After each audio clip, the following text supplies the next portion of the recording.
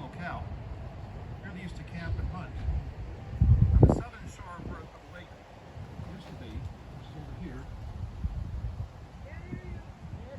Can you hear me now? Yeah, well, okay. No, far enough. On the southern shore of where the lake used to be, there was a spot where the Indians used to hunt for birds. This was known as Bird Hill, or is later called Eggnog Hill, for a reason I have no idea. I don't know why they called it that. Many years later, when the land was first plowed, a large number of arrowheads, both large and small, were found. The small ones being used for birds and large ones for bigger game. By the 1830s, when Michigan was becoming settled, a number of people came to this area, and the land was divided into sections by the United States government. The land to be inhabited by Irving Carpenter was first sold on April 19, 1831 by the United States to a Mr. Chester Goss for $100 an acre. Mr. Goss bought 87 acres, part of which later was the Carpenter farm. This land was sold 4 times, until Mr. George Nash bought it on June 21, 1879 for $1,000. This was the first family to farm the land. Finally, on September 19, 1904, the land was sold to Mr. Irving Carpenter for $4,000. Mr. Nash later opened a store in Wayne. The Carpenter farm, which started about 1905, was a prosperous one. The farm was bounded on the south by Michigan Avenue, on the east by Hicks Road, on the north by Glenwood, and on the west by Hammond Road. The Rouge River ran through the middle of it. Mom, Irving Carpenter raised chickens, sheep, and registered pigs, as well as registered rice-based cows. The land was excellent for farming, especially the area next to the Rouge River, where the lake later was going to be located. This 3.5-acre plot produced 16 loads of hay and also grew corn, which were between 16 and 18 inches long. The farm consisted of a large barn, ice house, a maple syrup house, and other very small buildings. Mr. Carpenter was engaged in numerous activities. He sold pigs, sheep, cream, milk, eggs, chicken, and maple syrup.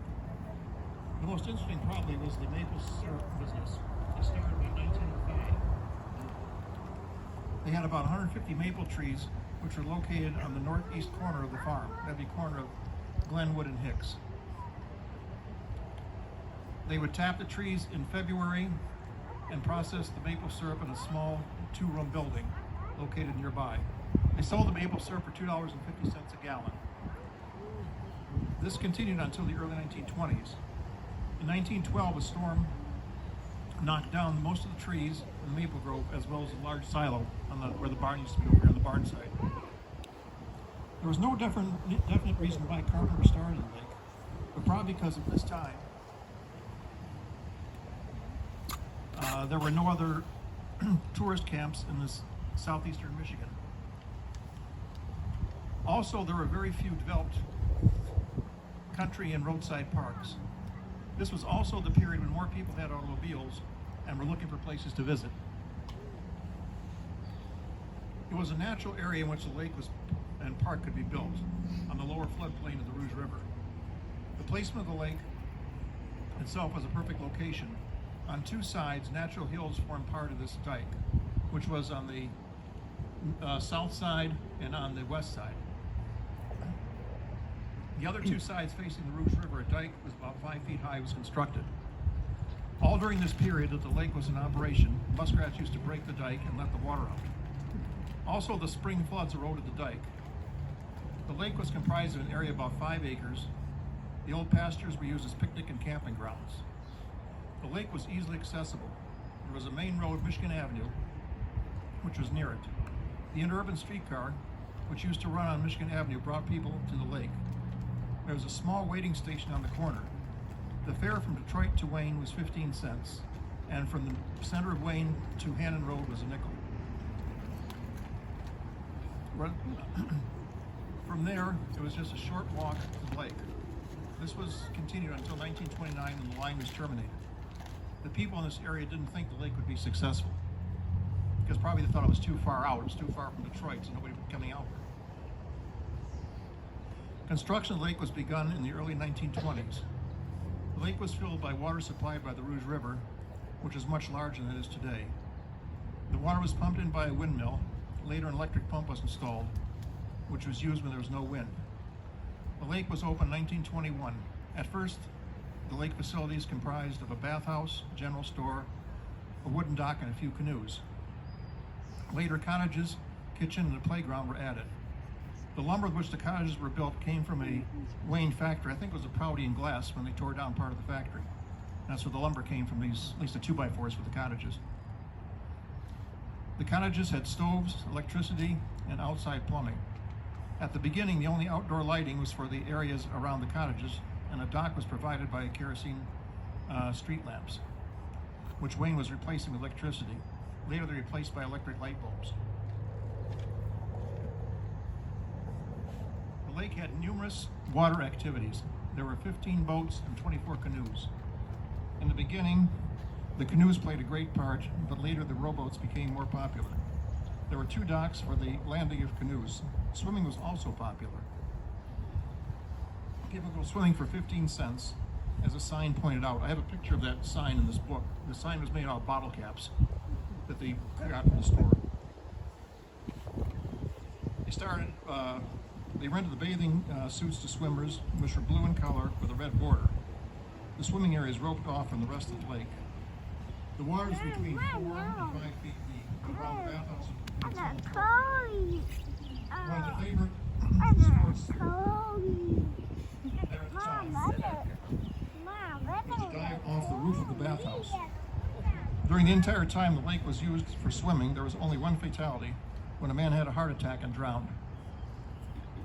There was also fishing at the lake.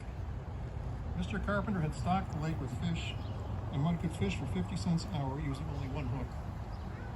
He was also the only one who called fish to the dock and feed them out of his hand. Many other people tried this, but were unsuccessful. Across the river were the large picnic grounds, accessible by a footbridge over the river itself. There was also a road to get there, located on the other side of the river. They had a road that started the driveway here and went all the way around the lake to the picnic grounds on the other side. Later, a footbridge was replaced by a swinging bridge because each spring the ice would carry it away. One of the favorite pastimes of the boys was to swing on the bridge. The popular place to picnic in a grove of pawpaw trees. In the same vicinity, there were coolers to chill the soda pop which was sold. Incidentally, the ice used in the coolers in the store was cut from the lake and the river, then stored in the ice house to be used during the following summer. I've got pictures of him, with Carpenter, cutting the blocks of ice from the lake in this album. There was a road leading around the lake to get to the camping grounds where one could camp for 50 cents. Tents were also rented. This would get very muddy in the spring and had to be disked. Later it was covered with cinders. For the children, there was a playground consisting of swings, merry-go-round, and also a children's petting farm. They had goats. Also, there was a bunkhouse built for the use of Boy Scouts. That stuff was on the other side of the lake. And it's also had cottages, which were for rent. A laundry room, and a kitchen, a small one over here. There's also a commissary, and some of the boxes, ice cream, cakes, bread, bacon, hot dog, canned goods, office supplies. That's this cottage directly behind her. Bigger one. People pumped fresh spring water for cooking and washing from 3 wells located near the lake. In the pump house located near the store, pop was kept cold. There was also a wall-sized ice box in the store itself. At first, there was only a canvas sign across Hannon Road. Later, though, there was a steel sign erected on Michigan Avenue, which lasted until the 1940s when it was taken down. The grass on land was kept down by goats. These goats also had another purpose. Their milk was sold to ulcer patients. An early poster states that Carpenter's Lake was the only lake camp near Detroit. It also advertised bathing, The ghost of Carpenter. bathing, canoeing, spring water, lights, store, cottages, and tents for rent. In addition, a kitchen and other accommodations for tourists. The same ad also appears in the Detroit News at times. Every year the lake was opened in May and closed in September. Each spring, the canoes were taken out of the bathhouse, where they were stored during the winter, and were painted. 2 of the cottages were rented to 2 families from Detroit for the entire summer. That was these 2 cottages, that one and the one I'm sitting on here.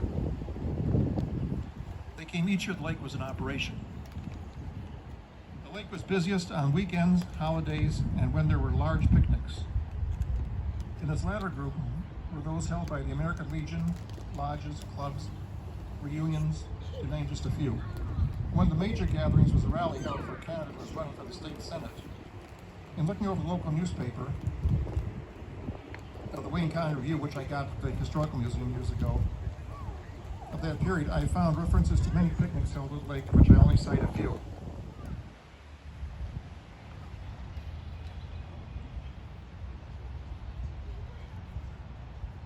Carpenter's Lake was closed for a number of reasons. In the first place, other parks in the area were being built. In 1934, Newburgh Lake, about 5 miles north of here, was opened. Also in 1934, the county was planning a chain of parks along the Rouge River. At the same time, there was also a shortage of water. Also, another reason was the polio epidemic was raging, and we thought we got that from the water swimming. Today, 90 years later, the lake and surroundings have changed. The lake, although used for farming, again, in years after it was drained, has not been used in the past 60 years and has grown over with weeds and trees. Trees have now grown over the bathhouse and swimming area once were. The picnic and camping grounds are grown over also.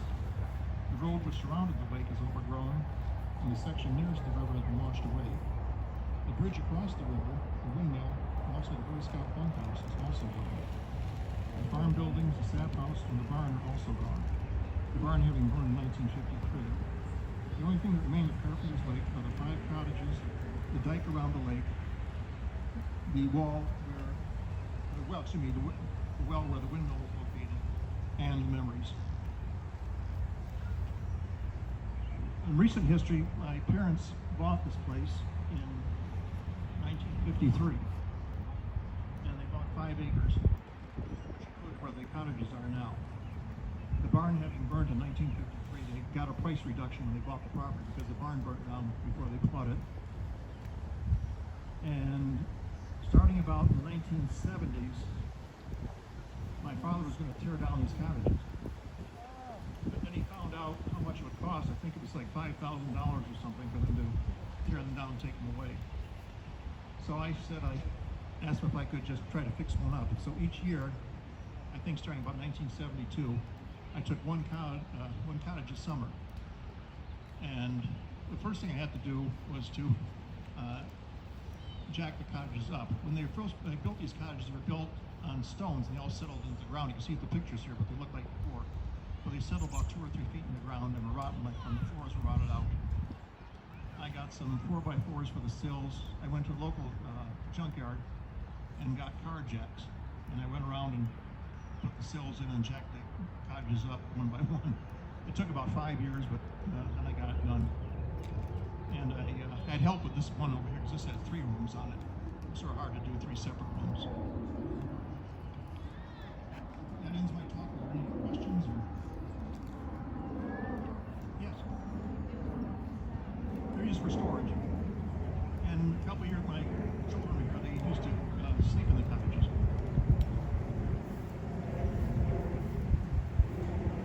Anybody else? No? Yes. What's the cottages rent for? I don't know. Oh, that would have been nice to, know the price. No, I don't know. I spoke when I did this presentation, I did this paper I did for college. I spoke to the, one of the, well, she married one of the sons of Irving Carpenter. But he was dead before I could. I got most of this information from Irving, from Pansy Carpenter and Arthur Carpenter, and the rest from the newspaper. Okay. Yes. Carpenter that had just any relation to the Carpenter that had Carpenter's Yes. And also the dealership of Carpenter.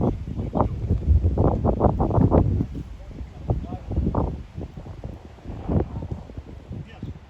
How long has whoever been enough that he would want to rent it back to 1900? No, I think it was, as a child, I mean, I used to go wading in the Rouge River. I used to catch fish in the Rouge River. But I think now, I think it's maybe probably since about the maybe 80s. And I think it became more polluted when they building in Canton. All the subdivisions and everything. Because before that, there's very little stuff that was in the river, but now